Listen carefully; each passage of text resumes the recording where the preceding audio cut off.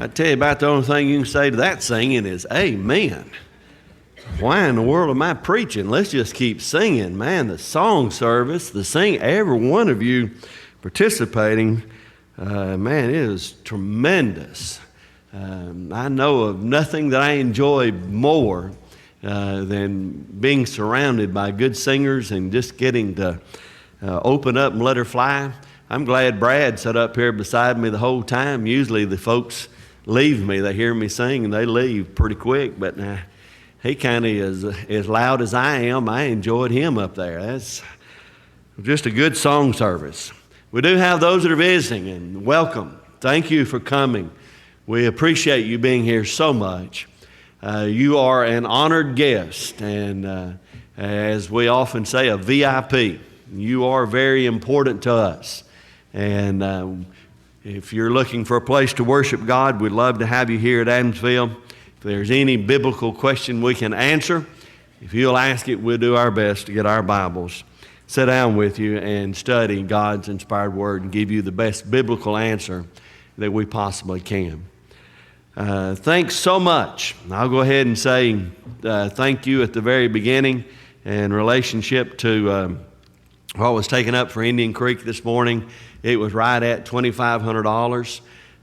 That's about a fourth of the way that we want to get there. But you know what? I've had folks say, this is the end of the month, and I've kind of extended about all I can extend. What about next month? That's fine. Any time is fine. I know several of us have not even put anything in there as of yet. So I'm really excited about that, and I think we'll come very close to that $10,000 mark. Thank you so much. And as Wayne says, if you want to give once, twice, three times, go ahead. It's all right with me. We won't say, no, we have more than we can ever use down there, because there's always something that needs to be fixed or built. All right, we're in Job chapter 3 and 4 tonight.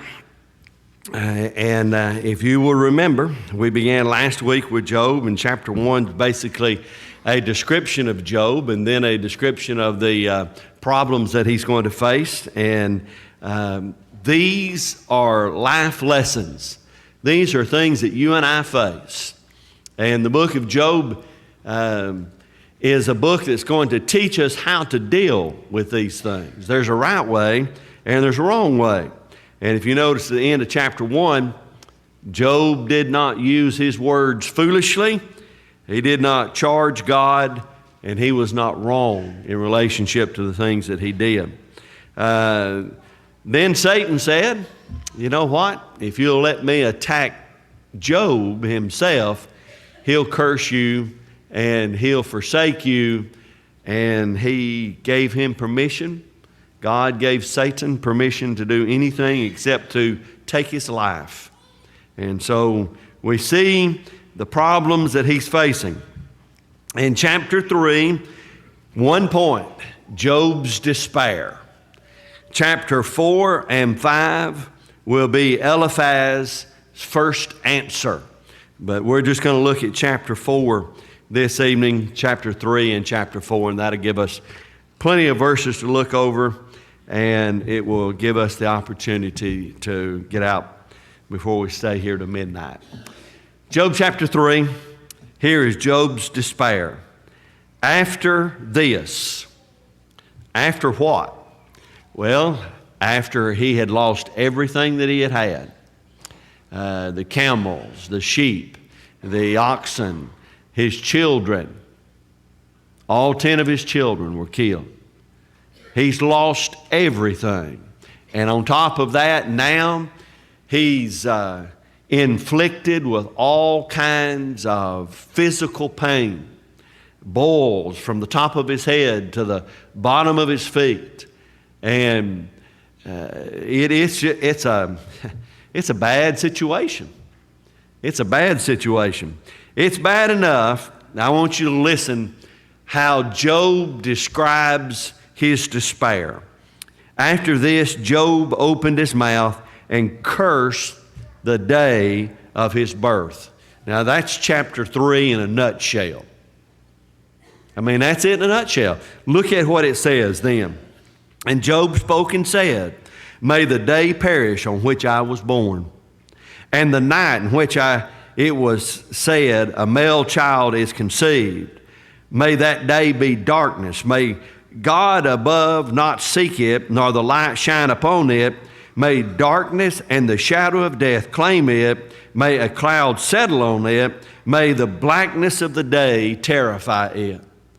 Now don't misunderstand what Job is doing. He's not blaming God. He's basically saying, I just wish I never was born. I mean, here is a man that is inflicted with much pain and suffering, both mentally and physically. And Job does not understand these things. Job is definitely a man of faith, and he's not going to lose his faith. But Job is also one that from time to time is going to ask questions. Why are these things taking place? Why are they transpiring? Why have I come to this point in my life? It's not wrong to ask why. Remember, I said that last week.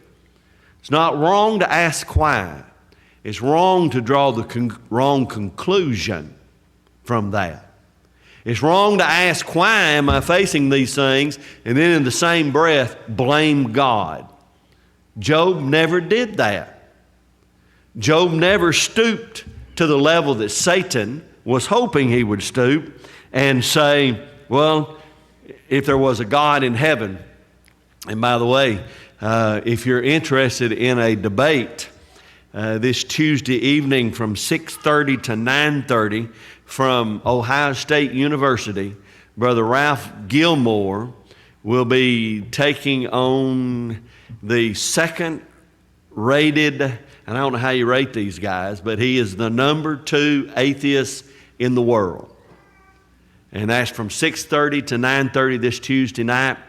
If you will Google debate and put Ralph Gilmore in there, it'll give you all the information you need. And I'm sure that you'll be able to look that up on your computer. If you want to listen in, probably be able to follow it. The debate's going to be on if God, well, if there is a God and He's so good, why do these bad things happen? And that's what the entire debate is on. And that Job's asking, he's just wishing. He's saying, I wished my birth had never taken place. I wish I hadn't reached this point. I'm in pain. I'm in agony. But not one time does Job blame God for the agony in which he's in. In verse 7, oh, may that night be barren. May no joyful shout come into it. May those curse it who curse the day, those who are ready to arouse the Leviathan. May the stars of its morning be darkened. May it look for light, but have none, and not see the dawning of the day, because it did not shut up the doors of my mother's womb, nor hide sorrow from our eyes. Again, same argument. You need to circle verse 3, because it's that verse that says, I wish I never had been born. And then you get to verse 11, guess what it says? Why did I not die at birth? I wish I'd have never been born. Never being born would have been better than what he's facing. That is all Job is saying. Why did I not perish when I came from the womb? Why did the knee receive me? Or why the breast that I should nurse? Or for now I would have lain still and been quiet. I would have been asleep. Then I would have been at rest with kings and counselors of the earth who built ruins for themselves, or with princes who had gold, who filled their houses with silver. Or why was I not hidden like a stillborn child, like infants who never saw the light? Just as a kind of a sidetrack there, you want to console somebody who has lost a child? Job is saying for those children, it's good. Is he not? Is that not what he's saying? Is he not saying everything's okay with that child? I'll tell you where that child is. That child is in the arms of a loving Savior, not someone who destroyed him. Well, he's asking these questions. Why couldn't have I died as an infant and been comforted in heaven instead of having to face these sorrows and these trials and these tribulations? Verse 17, there the wicked cease from troubling, and there the weary are at rest. There the prisoners rest together. They do not hear the voice of the oppressor. And the small and great are there. And the servant is free from his master. Why is light given to him who is in misery, and life to the bitter of the soul? Who long for death, but it does not come, and search for it more than hidden treasures? Who rejoice exceedingly and are glad when they can find the grave? Again, repeatedly, he's saying, I wished I had died. I wished I could die. There's comfort in the grave. This is never a subject that you want to talk to someone about while a death is going on in their family. And I'll tell you why. You can say this and they're not going to hear you because they're in a grieving process. The time that we need to talk about death and sorrow is now, when we're not facing it. The time to arm yourself in relationship to death and sorrow is now, when we're not facing it. When we're facing it, reasoning goes out the window. Job is reasoning right here. Look at all the value that he's saying is in heaven. I guess you could kindly say that Job's saying, death is not all that bad. When you look at what you get, what you receive, the blessings, the inheritance, that crown, that mansion above, all of these things, that's what God has provided for his children. Verse 23, why is light given to a man whose way is hidden, for whom God has hedged in? For my sighings come before I eat, and my groanings pour out like water. And the things I greatly feared has come upon me, and what I dreaded has happened to me. And I don't know if both of those verses, 24 and 25, don't have a direct reference, not to so much the loss of the physical stuff that he's lost, but to his family. I told you last week, in my opinion, that is a greater fear than anything. My house can burn down, and there's all the treasures that I have are in that house. But you know what? It can burn slap to the ground, and if Cindy and the kids and the grandchildren aren't hurt, bye. It'll be all right. It's just something that can be bought, rebuilt, replaced. But you know what? Life's can't be. And this, I greatly feared. The thing that I greatly feared has come to pass. Verse 26, I am not at ease, nor am I quiet. I have no rest, for troubles come.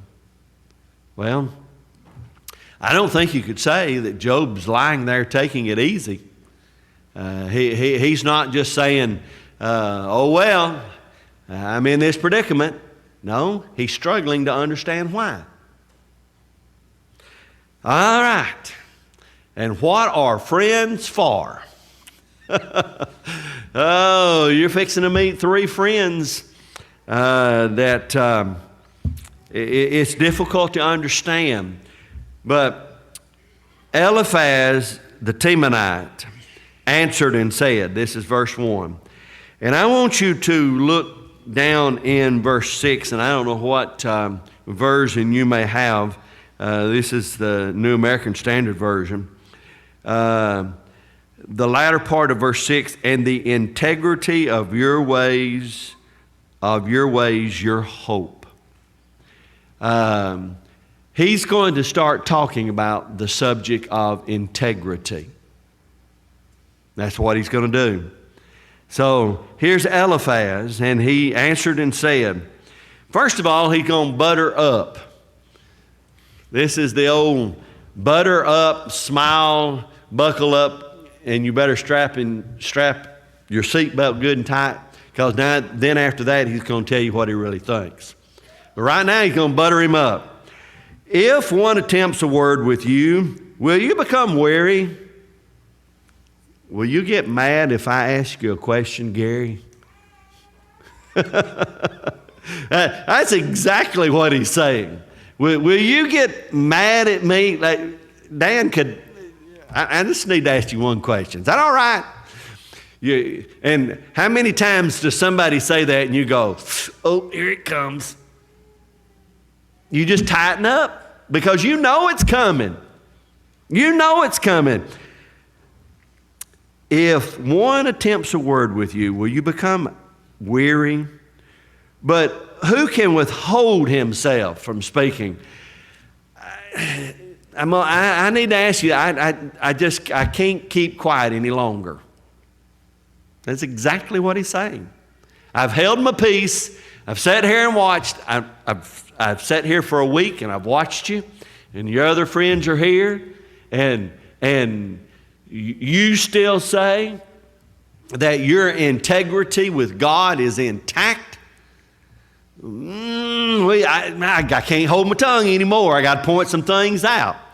And verse 3, surely you've instructed many. See, I told you you're going to butter him up. Man, you've been a great teacher.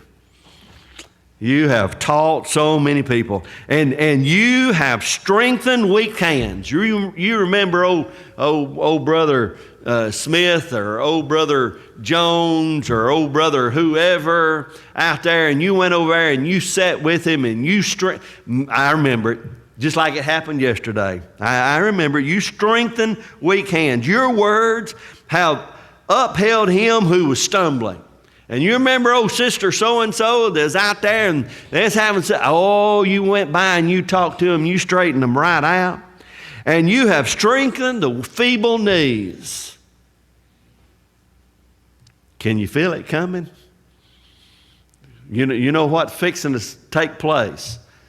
There's fixing to be a but. You've instructed, you've strengthened, you've upheld, you've strengthened, but now it comes upon you and you're weary. You remember how you helped all those folks face all those difficult times, and you made them see the light in relationship to that, and you got them through that because you made them realize where they were, but now the shoe's on the other foot. And since the shoe's on the other foot, we're going to see how you like it. How are you going to stand up against these trials and tribulation? It touches you and you are troubled. Is not your reverence, your confidence, and the integrity of your ways your hope? Verse 7, remember now who ever perished being innocent. Here's his first argument. I told you last week that this is the Jewish concept of pain and suffering. And this was what was taught in this particular schools, this thought of that only the guilty are the ones that are punished. Now, did they get that concept from the 6 cities of refuge?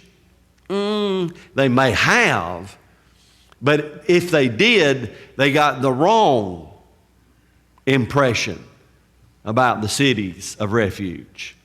Sure, they were cities of justice, and they were to protect the innocent, but they were also to punish those that were guilty. And in relationship to this, he's going to use this argument, and not only him, but his friends are going to use this argument as well. Remember now, he said, Gary, just give me a name of anybody that you ever known that's innocent that had to suffer because of their innocence. Well, today all I'd say is turn the TV on and just look at the evening news and wait for some report to come out of downtown Birmingham. Child was shot in the parking lot. Why? Because two drug dealers was in a gun battle and a stray bullet went way over yonder and hit a child. That child just as innocent as it can be. But yet, it got hurt because it was in the wrong place at the wrong time. But see, his argument won't stand. His argument is you can't name anybody. God's never punished anybody that was innocent, only the guilty. Or where were the upright ever cut off? Tell me one time that you remember the upright being cut off. Even as I have seen those who plow iniquity and sow trouble reap the same. Again, you want to come over to the New Testament? Look, Galatians chapter 6. We reap what we sow. Well, there is a truth to that. There is a truth to the fact that we reap what we sow. But to draw the conclusion that the innocent never have to suffer is a wrong conclusion to draw from that. You might say the rule is we reap what we sow. The exception would be, even though this person is innocent out here and not partaking in that evil work, sometimes they suffer as well. By the blast of God they perish. By the breath of his anger they are consumed. The roaring of the lion, the voice of the fierce lion, the teeth of the young lions are broken. The old lion perished for lack of prey, and the cubs of the lioness are scattered. Now a word was secretly brought to me, and my ears received a whisper of it, in disquieting thoughts from the visions of the night.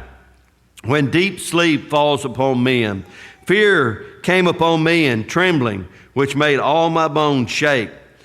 Then a spirit passed before my face, and the hair on my body stood up. It stood still, but I could not discern its appearance. A form was before my eyes. There was silence. Then I heard a voice saying, "Can a mortal be more righteous than God?" Here's his second argument, beginning in verse 17. Simply because Job had not given up this idea of his integrity, the conclusion they're drawing is I say, yeah, Gary, you're perfect. Yeah, I know that. I know you're perfect. Wink, wink. Yeah.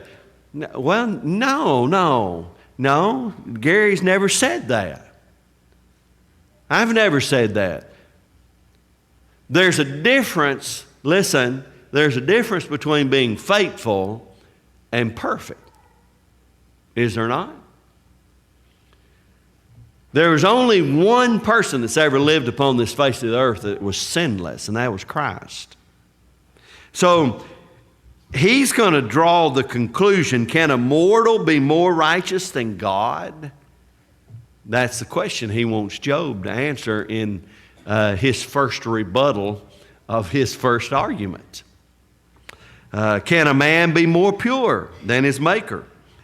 If he puts on no trust in his servant, if he charges his angels with error, how much more those who dwell in the house of clay, whose foundation is in the dust, who are crushed before a moth. They are broken in pieces from morning until evening. They perish forever, with no one regarding. Does not their own excellence go away? They die even without wisdom. Now, it gets pretty serious in this second argument in regards to his accusation. His statement is true. I'm not perfect. I'm not equal to God. Job has never made that claim. But this is the conclusion that this guy, that Eliphaz is drawing, simply because Job has said, I don't understand why these things are happening to me. I've not done anything wrong. I've not sinned.